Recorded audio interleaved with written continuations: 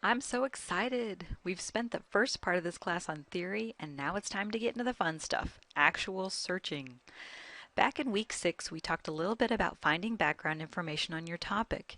You look for background information when you know next to nothing about a particular subject and you're not sure quite where to start. I do this all the time, especially as I'm a medical librarian. I've had to do research for nurses, doctors, and faculty on topics I know nothing about. But I know that I can start with a basic reference source, and that can help me get at least a feel for the key terms and issues associated with a topic. This week we're focusing on what we librarians call reference sources. This includes traditional reference sources like encyclopedias and dictionaries, but this also includes atlases, directories, anthologies, and more. So what makes something a reference source? Reference sources provide answers to specific questions such as brief facts, statistics, and technical instructions. They can also provide background information or direct you to an additional information source. In most libraries, reference sources cannot be checked out, and they're located in a separate area called a reference collection. Reference works are not something that you read from beginning to end. You look up what you need, and then you're done. Happily, we don't have to have a 26-volume encyclopedia on our shelves anymore to enjoy the benefits of reference. Of course, there is Wikipedia, we'll get back to this, but many high-quality reference sources are now available online. Hooray! In your required reading on Moodle this week, the author divides reference tools into 3 types: fact tools, finding tools, and hybrid tools. Fact tools are what we'll be focusing on this week. These are traditional reference works such as encyclopedias. Finding tools help you find information. What a concept!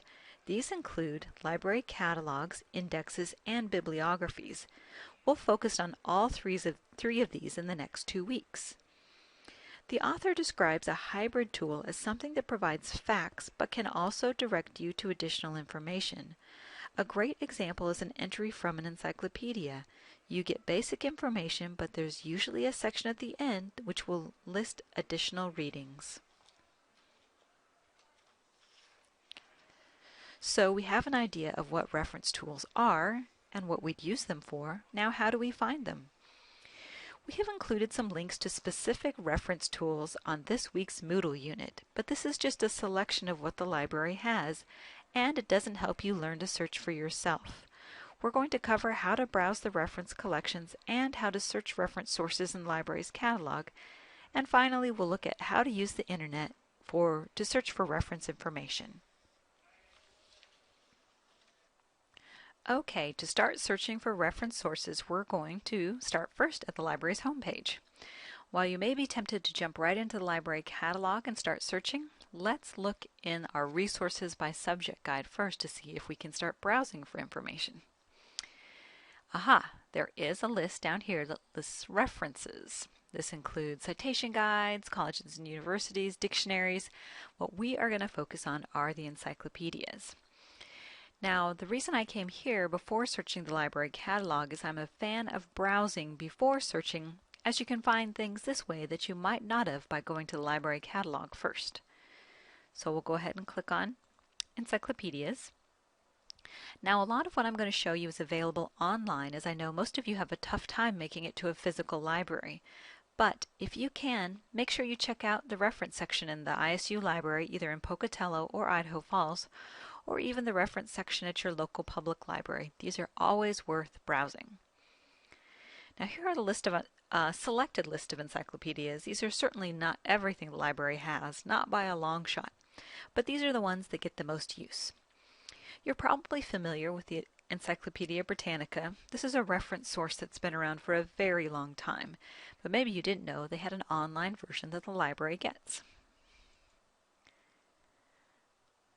And it does have a dictionary in it. You can browse alphabetically, you can browse by subject, you can look at the new and revised articles, but what most people need to do and want to do is just do a quick search.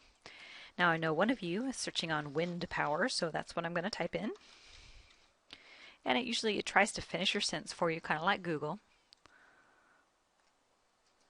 Okay, Now let's select the featured result. It has a lot of others, but it doesn't look like that's relevant to what I'm looking for. Now you're not going to be able to base a research paper with what you find here because there's not a ton of information. Encyclopedias are pretty much there just to help you get started. But what I really like about this source in particular is it lists the contributors, that is, who wrote or helped write a particular encyclopedia entry. You can find that by clicking on contributors, and you can get a little bit about them. Now this is very nice so you can determine whether they have authority to be writing on this particular topic. And as you can see, this particular author is a professor of atmospheric chemistry, engineering. I think that they probably have enough authority to be writing on wind power. Another good source for reference information in this encyclopedia section is the Gale Virtual Reference Library. Here you can find a number of reference books by searching on your topic or term or by browsing the categories. I'll browse the science section. So these are all full text reference books that you can read right online or jump right in. I'll jump into this one, and you can go right into the table of contents to enter to try to find maybe your particular topic. Now I do like browsing, but in this particular case, there's so many books that are here that the best thing to do is actually search on your topic. So I know that another one of you is doing something on homeschooling. So let's type that in. And it's got 30 results from a lot of different books, not just the ones that you might expect. The top one is this one.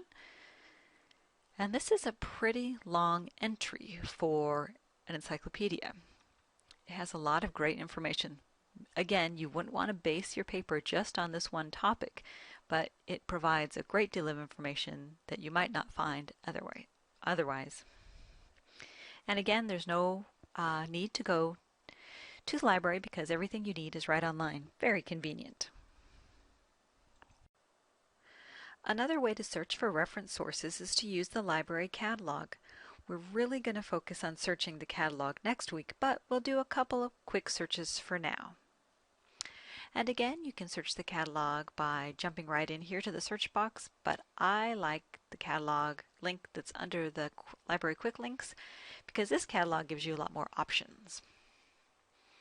So again, here's our library catalog, and we're just going to type a couple keywords from our topic.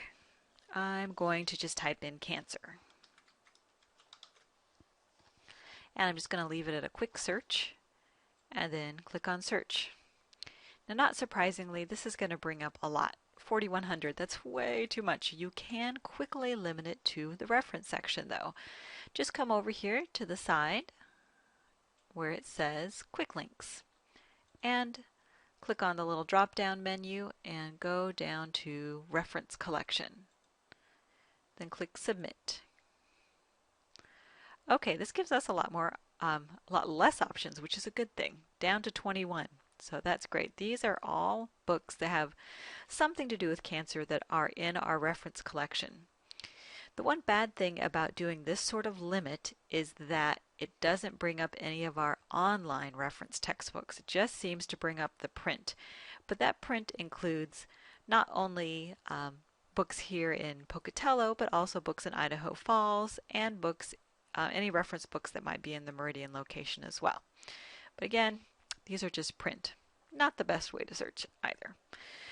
Kind of a fun way to search is to browse the library's catalog by just typing the search term encyclopedia. So that's what I will do here. Now remember, when we talked about truncation last week, the truncation symbol for the library catalog is a question mark. That means this is going to search encyclopedia or encyclopedias. And I only really want to find where that word occurs in the title. I'm going to remove the reference collection because I want to be able to find everything, not just the print, and I'm going to click search. Alright, 1,400, that's a lot of books that have encyclopedia in the title. A lot. But And again, this isn't the most efficient way to search for reference sources, but it can be eye-opening to see what sorts of encyclopedias the library has. Now, I know a lot of you have a tough time getting to the library in person, so let's limit it to just the online books.